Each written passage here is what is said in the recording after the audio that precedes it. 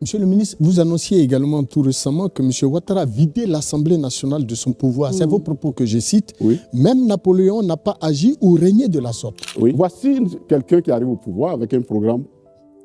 Des gens s'organisent pour venir l'attaquer.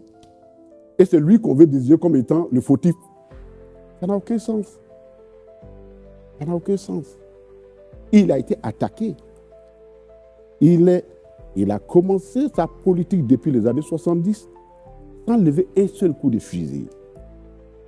Et puis, il fait un programme sur lequel nous avons travaillé. D'ailleurs, nous sommes l'un des rares partis politiques à faire sortir régulièrement, publier notre programme de gouvernement.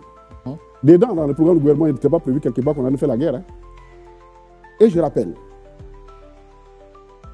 le président Laurent Gbagbo a prêté serment le 26 octobre 2000.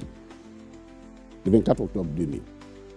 Il a fait son premier gouvernement le 26 et son premier conseil des ministres le 27 octobre 2000. Le 8 janvier 2001, on commence à l'attaquer.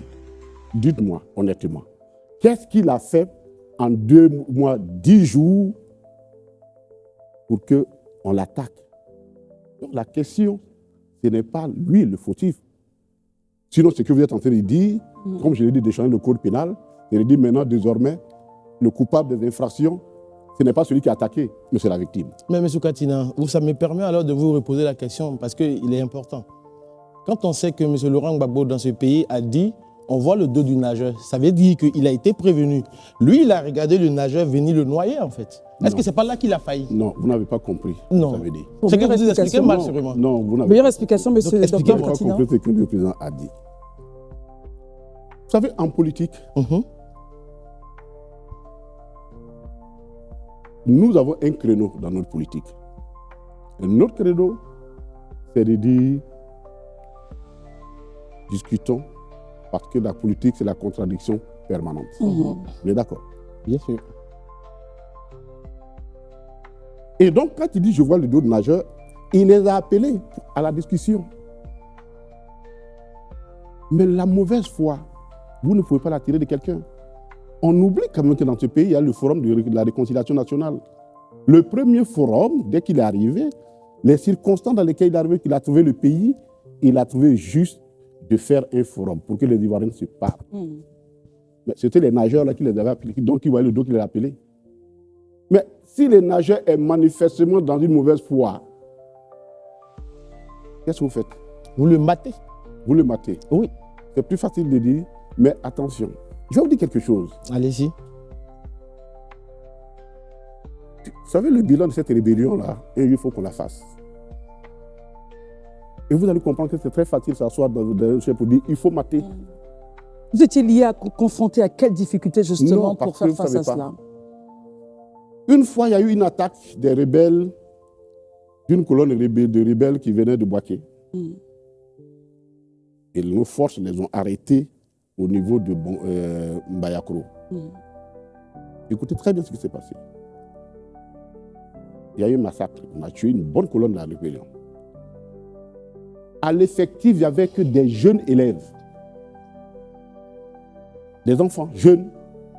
Dans cette colonne qui attaquait donc les forces de défense régulières à l'époque. Un homme d'État, quand vous voyez ça, quand vous voyez que ce sont vos propres enfants, c'est-à-dire l'avenir de votre pays, que vous envoie en chair de canon, la responsabilité historique veut que vous changez votre façon de faire. Et ce n'est pas parce que l'autre est de mauvaise foi que vous devenez coupable. Monsieur Kazina, on termine pour que Marius puisse poser la question. Justement, en fait, j'avais terminé parce que là, on est en train de dire il faut qu'on revienne sur l'actualité. Je sais que c'est pour ça que vous êtes là. Voilà, je sais que vous êtes allé très loin. Monsieur Katina, l'appel de Beaunois, on va en parler.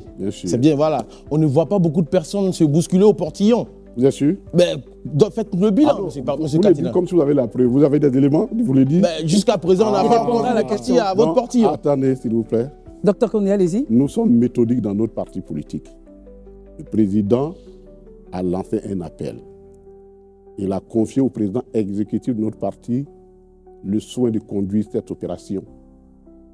Et je peux vous dire, elle marche bien. Très bientôt, vous allez avoir des nouvelles. 3 mois après, vous êtes sur le plateau, pour le dire, vous êtes en charge du programme de gouvernance. Oui, je dis, le président a confié cela à une personnalité de notre parti. Je lui laisse l'honneur, et c'est aussi le respect que je dois au président, d'aborder ces questions, parce que ce n'est pas moi qui l'a confié. Marius Komoué, question. Monsieur le Président, alors, au cours de votre récente conférence de presse, que vous avez d'ailleurs du reste animé, vous avez brandi une certaine forme de menace, si je m'en tiens à vos propos, selon laquelle le PPACI, votre parti, ne restera pas seulement dénonciateur si les choses ne changeaient pas. Pour ce faire, vous disiez, et je vous cite, « Pour l'instant, nous ne faisons que dénoncer. Mais à un moment donné, si nous ne trouvons pas d'oreilles attentives à nos revendications, nous allons utiliser d'autres moyens pour nous faire entendre. » Fin de citation. Qu'entendez-vous par utiliser d'autres moyens pour vous faire entendre? La constitution ivoirienne... À quoi pensez-vous? C'est le lieu de clarifier les choses, docteur. Oui. Et les lois ivoiriennes prévoient une panoplie d'actions possibles. Lesquelles, par exemple? Ils sont démocratiques. Lesquelles, par exemple? Je n'ai pas besoin de vous exploiter mon stratégie ici. OK? Déjà, on retient que les points à utiliser seront démocratiques. Ils seront forcément liés à la loi. À la Constitution. Je voudrais vous dire quelque chose. Vous nous envoyez rassurer. Vous nous apprenez quelque chose. Ce parti est dirigé par un homme, Laurent Gbagbo. On peut tout lui reprocher. Mais son rattachement aux valeurs démocratiques, on ne peut pas le lui reprocher. Donc, s'il vous plaît, permettez que nous gardions, mais nous retirons sincèrement que nous sommes encore dans la logique de la discussion. Et nous espérons que le gouvernement, que c'est à lui nous adressons, nous l'avons écrit 2 fois déjà au gouvernement et il ne nous a pas répondu. On espère qu'ils sont très occupés, qu'ils vont nous appeler. Mais nous lui disons que devant une injustice, on se donne les moyens de réagir par exemple devant une injustice. Daouda? Monsieur Katina, permettez-moi encore de revenir sur l'appel des Benoît. C'est très important pour moi parce que cela y va de la vitalité de la démocratie en Côte d'Ivoire. Le 22 septembre, on a assisté à un contre-appel de Benoît qui a été lancé par Simone Eivé ou Gbagbo, c'est selon. Est-ce que, concrètement, quand on entend tous ces appels, est-ce que ça ne fait pas cacophonie un peu? Quand on sait que M. Laurent Gbagbo, en août 2023, a dit que son rôle, ce n'était pas d'organiser l'opposition. Non. Vous tronquez les propos du président Laurent Gbagbo. Allez-y. Vous les tronquez. Mettez-les en place, s'il vous plaît. Non. Ils ont dit ceci au président Laurent Gbagbo qu'il faut unir la gauche. Et lui, il a répondu? La gauche. Il n'a pas parlé de l'opposition. Il a dit notre rôle, c'est la conquête du pouvoir. Et sur le chemin du pouvoir, là, pour cette conquête, lorsque nous avons besoin, à un moment donné, d'instruments nouveaux, de nous organiser d'une façon ou d'une autre, on le fera. Mais l'objectif d'un parti politique, ce n'est pas d'organiser un groupement politique. Ce n'est pas son objectif. L'objectif, c'est la conquête. Le groupement, c'est les moyens. Voilà la différence.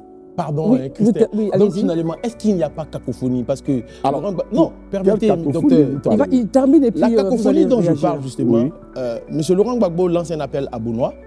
Mme Simone Eivé Gbagbo, M. Charles Blé Goudé, M. Tidiane Thiam sont dans une autre forme que j'ai envie d'appeler alliance, je l'appelle comme ça. Et dernièrement, vous ne savez pas à leur dernière rencontre. Donc finalement, il y a des appels contre appels. Est-ce que finalement l'opposition ne fait pas le lit du parti au pouvoir que Laurent Gbagbo veut dégager? Première chose, je ne sais pas si Mme Gbagbo, Mme Eivé a lancé un appel à Benoît. Je sais qu'il y a eu une réunion à Benoît. Mais à Benoît, je ne avec sais des pas partis d'opposition, bien sûr. Mais elle n'a pas lancé d'appel, donc il n'y a pas de contre-appel. L'expression est très importante. Parce que quand il y a un contre-appel, c'est comme si elle est là-bas, elle a lancé un appel. Non. À Benoît, ce qui s'est passé, c'est qu'ils étaient déjà dans un processus, eux. OK? Lorsque le président a fait son appel. Évidemment, ils sont allés jusqu'au bout de leur processus. Mais ce processus n'exclut pas du tout la possibilité d'une autre de se rejoindre. Je ne vois pas du tout l'incompatibilité entre les deux. Et je ne vois même pas de cacophonie. Donc selon vous, il n'y a pas de cacophonie? Ah non, pas du tout. Très bien. Oui, mais ça dépend de nous. Nous sommes maîtres de notre agenda. Je voudrais vous dire quelque chose. D'accord. L'objectif du PPACI, le président l'a dit, c'est de dégager ce gouvernement. Nous travaillons à ça. Nous sommes maîtres de notre emploi du temps et de notre chronogramme et nous allons les déployer selon nos stratégies. Très bien, et on en saura justement davantage au fur et à mesure que le temps passera. Essayons de faire un peu la différence entre la gauche et l'opposition. Puisque vous avez dit que vous n'êtes pas là pour rassembler la gauche, mais plutôt l'opposition. La gauche, elle est idéologique. Oui, bien sûr. L'opposition, c'est une position par rapport au gouvernement. Donc, c'est pas mais en ce moment, tous les partis, justement, qui se retrouvent dans l'opposition ne sont-ils pas de gauche? Ah non, pas du tout. Je ne suis pas tout de gauche. Le PDC n'est pas un parti de gauche. Mais idéologiquement, on sait bien qu'aujourd'hui, les idéologies ne vivent pas vraiment. Ah non, c'est une erreur, madame. C'est une erreur qu'il ne faut pas que nous tombions dans cette erreur. Nous, au PPAC, nous croyons à l'idéologie. Très bien. Voilà. Nous ne tombons pas du tout dans cette erreur. Marius? Monsieur le ministre, vous annonciez également tout récemment que M. Ouattara a vidé l'Assemblée nationale de son pouvoir. C'est vos propos que je cite. Oui. Même Napoléon n'a pas agi ou régné de la sorte. Oui. Et pourtant, nous savons tous que ce monsieur Ouattara, bien entendu, président de la République, vous a bel et bien gracié, vous, un condamné à une peine d'emprisonnement de 20 ans pour braquage d'une banque. Il m'a pas gracié. N'est-ce pas une forme de négation de ne pas reconnaître son bienfaiteur? Napoléon s'est gracié, hein? Oui, justement. Mais tout le monde sait que vous avez braqué une banque. Je le ris parce que la justice vous a condamné. Je la jonction entre les deux. Donc, parce que Napoléon graciait aussi. Mais en même temps, je veux dire, docteur, pourquoi comparer justement le président de la République à Napoléon? C'est la volonté d'accaparer tous les pouvoirs d'État. Et pourtant, l'Assemblée nationale, excusez-moi, Assalé Thiomoko, qui sont des députés libres. Je vous explique. Dites-nous. Je crois que nous sommes là pour s'expliquer. Bien sûr, allez-y, docteur. Sur le plan purement des droits, la Constitution, nous sommes dans un État où on a fait le choix du régime présidentiel qui repose sur une séparation nette des pouvoirs. C'est le principe. L'exécutif, le législatif et le judiciaire. C'est le principe. Séparation nette. Il se trouve que dans ce pays, effectivement, en copiant 1958, bien sûr, comme toujours, 58, la Constitution 58, on a créé une passerelle pour dire, bon, écoutez, il peut arriver des moments où l'exécutif puisse intervenir dans un domaine qui relève du législatif. Dans ces conditions, le président de l'exécutif demande une autorisation à l'Assemblée pour une matière précise. Précise. Qu'est-ce que nous observons? Déjà, le 14 avril 2011, alors même qu'il n'est pas encore président de la République, il prend une ordonnance. Vous convenez avec nous qu'elle est totalement illégale. Parce que pour prendre une ordonnance, comme je vous ai dit, il y a des conditions. Depuis quelle année? 2011. Et il a prêté serment. Je vous donne l'ordonnance, les caractéristiques. L'ordonnance 2011-07 du 14 avril 2011. Et quand a-t-il prêté serment, justement? Il a prêté serment le 21 mai. C'est-à-dire 3 jours après donc, l'éviction du président Laurent Gbagbo, de notre pouvoir, il prend une ordonnance. Mais quel est le fondement juridique d'une telle ordonnance? Elle est illégale. C'est la première des choses. Deuxièmement, chaque année, lorsque la loi de finances arrive pour le vote, il y a eu un article dans lequel l'Assemblée nationale dit vote, bon, pour l'exécution de son programme économique, nous donnons loi d'habilitation. Mais ça, c'est trop grave. On ne donne pas une loi d'habilitation de façon générique. Pour chaque fois que le président doit intervenir, il demande la loi d'habilitation. Puisque après, on doit ratifier. Je t'ai donné une autorisation, il faut que je ratifie. Donc, pour nous, l'Assemblée nationale a tout simplement dit, bon, moi, je vous laisse tous les pouvoirs. Et il en profite au maximum. Il en profite. La dernière en date, c'est l'ordonnance qu'il a prise le 12 juin 2024. Sur la société civile, en pleine session parlementaire.